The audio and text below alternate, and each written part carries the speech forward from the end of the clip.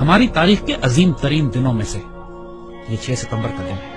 اگر آپ صرف اس دن کی صبح وہ تقریر سن لیجئے جو ایوب خان نے کی تھی، ریڈیو پاکستان پر وہ تقریر کی گئی کہ لا الہ الا اللہ کے ماننے والوں پر ہندوستان نے حملہ کر دیا، میرے قوم کے ہم وطنوں جنگ شروع ہو چکی ہے، اٹھو اور دشمن پر ٹوٹ پڑو۔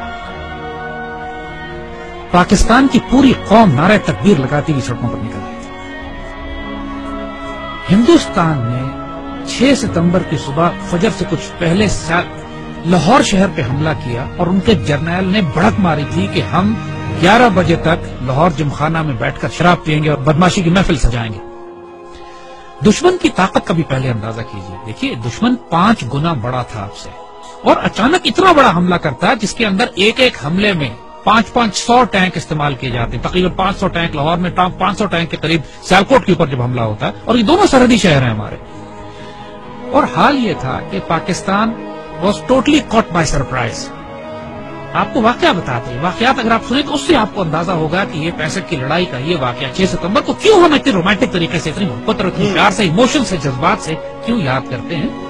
ایئر چیف نے نور خان صاحب کی دلیری اور جرات دیکھیے، یہی پہ لیڈنگ فرام دا فرنٹ جسے کہتے ہیں، انہوں نے کہا کہ یہ سارٹیز نہیں جائیں گی جب تک میں خود نہ دیکھ لوں کہ یہ کتنی خطرناک ہے ہمارے پائلٹ۔ دنیا کی تاریخ میں پاکستان فوج ایک بیس واحد فوج ہے کہ جس میں آفیسر کیجویلٹی ریٹ سب سے زیادہ ہے، اس لیے کہ ہمارے آفیسرز آگے بڑھ کر لیڈ کرتے ہیں۔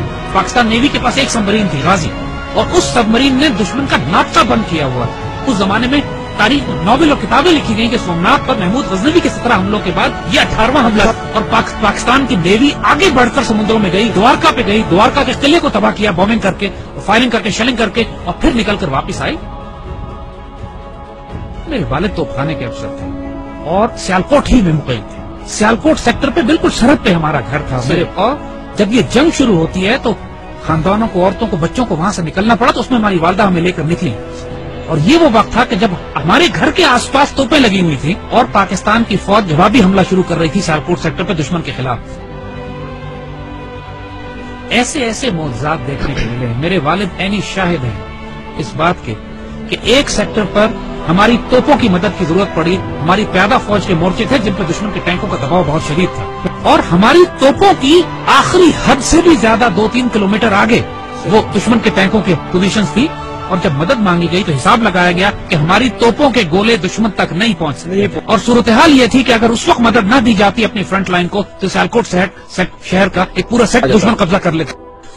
اللہ کے توکل پر یقین کریں، افسروں کی آنکھوں میں آنسو آ گئے، انہوں نے اللہ کے بھروسے پہ، اللہ کے آسرے پہ کر کے دشمن کی طرف توپوں کا منہ کر کے فائر کیا ہے، اور ناقابل یقین بات ہے کہ گولہ تقریباً 2.5-3 منٹ لیتا ہے فائر ہونے کے بعد توپ کا اپنی منزل پہ پہنچتے ہوئے۔ 3 منٹ کے بعد وائرلیس پہ ہماری جو آگے ہمارے مورچے تھے وہاں سے نعرے تکبیر کی آوازیں آنے لگی کہ دشمن کے توپیں ٹھیک ٹینکوں کے بیچ میں گر رہے تھے، جو کہ ہماری توپ کی آخری حد سے بھی کئی کلومیٹر آگے تھا۔ نہ اس سے پہلے کبھی توپ نے اتنا دور فائر کیا، نہ اس کے بعد کبھی اتنا دور فائر کیا۔ اس موقع پر جب ضرورت تھی تو اللہ کی طرف سے تائید آئی۔ ہزاروں واقعات ایسے ہیں، یہ باتیں بزرگوں نے کتابوں میں بھی لکھی ہیں۔ آپ ممتاز مفتی کی کتابیں اٹھا کے دیکھ لیجئے، الک نگری دیکھیے، تلاش دیکھیے، اخبار میں اس زمانے کے تمام واقعات یہ چھپے ہیں۔ جب 65 کی لڑائی شروع ہوئی، ممتاز مفتی اپنی کتابوں میں لکھتے ہیں کہ مسجد نبوی شریف میں اللہ کے بندوں نے حضور صلی اللہ علیہ وسلم کی زیارت فرمائی اور دیکھا کہ حضور جنگی لباس میں اصحاب بدر کے شہداء کے ساتھ پاکستان کے دفاع کے لیے تشریف لے جا رہے ہیں کہ پاکستان پہ حملہ ہوا ہے، ہم نے اس کا دفاع کرنا ہے۔ اور یہ باتیں ممتاز مفتی نے لکھی ہیں، کتابوں میں چھپی ہیں، اخباروں میں چھپی ہیں، یہ باتیں اپنی طرف سے ہم نہیں بنا رہے۔ یہ باتیں کہ دشمن کے طیاروں ان کو ذمہ داری دی گئی کہ راوی کے پل پہ بمباری کرنی، وہ پائلٹ پکڑا گیا۔ جب اس سے پوچھا گیا کہ پل تو تمہارے سامنے تھا، تم نے بمباری کیوں نہیں کی؟ کہتے ہمیں کہا گیا تھا وہاں ایک پل ہے، مجھے 6 پل نظر آ رہے تھے۔ یہ باتیں دشمن کے سپاہیوں نے کہی ہیں جن کو گرفتار کیا گیا کہ وہ آپ کی گھوڑوں والی فوج کون تھی جو سفید لباس میں تھی اور جس کی تلواروں سے شعلے نکلتے تھے۔ یہ دشمن کے پائلٹس نے یہ باتیں کہی ہیں کہ ہم بم گراتے تھے، 35-40 کے قریب بم پنڈی پہ گرے، صرف 5 بم پھٹے، وہ بھی ویرانے میں، باقی بم پھٹے نہیں۔ بزرگ کہتے ہیں کہ فضائے بدر پیدا کرو تو ملائکہ آج بھی مدد کے لیے نازل ہوں گے۔ جنگ بدر پہ ہوا تھا نا ایسا، لیکن اللہ تعالیٰ قرآن میں فرماتا ہے کہ میں نے پھر 1000 ملائکہ نازل کیے، اور یہ بات صرف 1400 سال پہلے پہ محدود نہیں ہے۔ جب بھی مسلمان اللہ رسول کے نام پر کھڑے ہوں گے اس پاک سرزمین کی حفاظت کے لیے تو اللہ کی تائید و نصرت آئے گی۔ 65 سب سے خوبصورت مثال ہے ہمارے لیے۔ ہم ایک واقعہ سناتے ہیں کہ جو ہمارے بچوں نے کسی کتاب میں نہیں پڑھا ہوگا۔ جب لاہور پر حملہ کیا انڈین ڈویژنز نے تو انڈین جرنیل اپنے سپاہیوں کو یہ حوصلہ بڑھانے کے لیے کہہ رہے تھے کہ لاہور اب صرف 3 میل 4 میل دور رہ گیا، بس تمہاری آنکھوں کے سامنے تھوڑا سا آگے بڑھو اور لاہور تمہارے قبضے میں۔ مزاحمت شدید ہو رہی تھی اور پاکستان کے جوانوں نے اپنے آپ کو دشمن کے ٹینکوں کے سامنے ڈال دیا تھا روکنے کے لیے۔ اس کیفیت میں لاہور تقریباً 14 میل دور تھا۔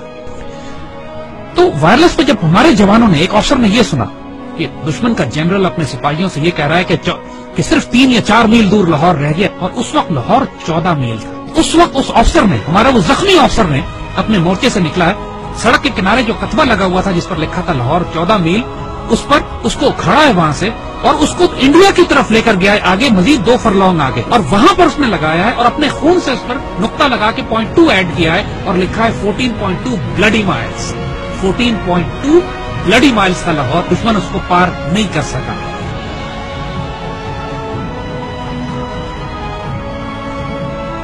جب شہداء پہنچنا شروع ہوئے سی ایم ایچ میں، انہوں نے دیکھا کہ اتنا پریشر تھا کام کرنے کا کہ مرد سارے کام میں لگے ہوئے تھے، تو ان زخمیوں کو ریسیو کرنے کے لیے نرسز تھی، تو شہداء کو انہوں نے نرسز کے حوالے کیا کہ آپ ان کو تیار کریں اور رکھیں ایک طرف تاکہ بعد ان کو بریل کے لیے لے جایا جائے گا۔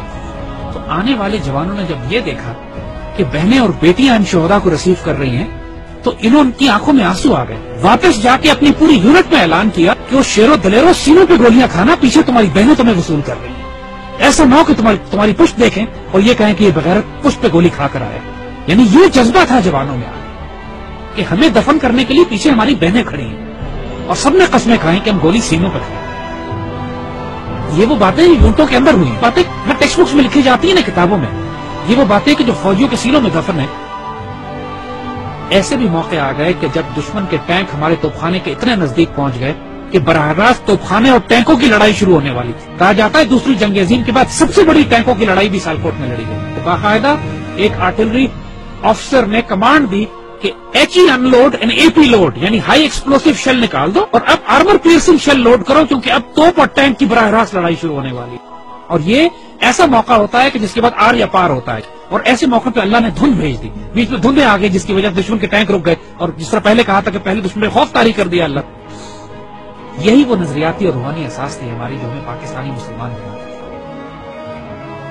تھی۔ وہ کیا چیز تھی جس نے ہمیں سیسا پلائی ہوئی دیوار بنایا؟ وہ یہی کلمہ تھا، لا الہ الا اللہ، جو ہمارے دل کی دھڑکنوں میں محمد رسول اللہ ماشاء اللہ۔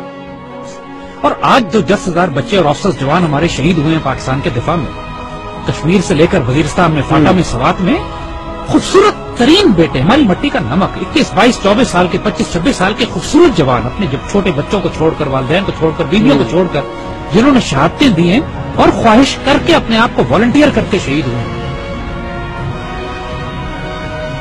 بہت بھاری قربانیوں کے بعد یہ پاکستان آپ کے حوالے کیا جائے گا۔ اس پرچم کو گرنے نہ دیں، اس پرچم پہ سب کچھ قربان کر دیں۔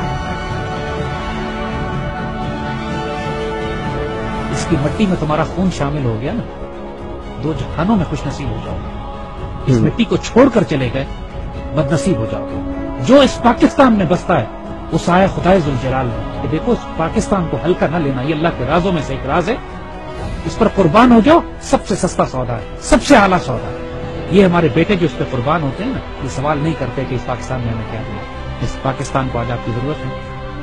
Make a stand, stand firm, stand United, live with dignity, and inshallah Allah will give you the opportunity to die with honor.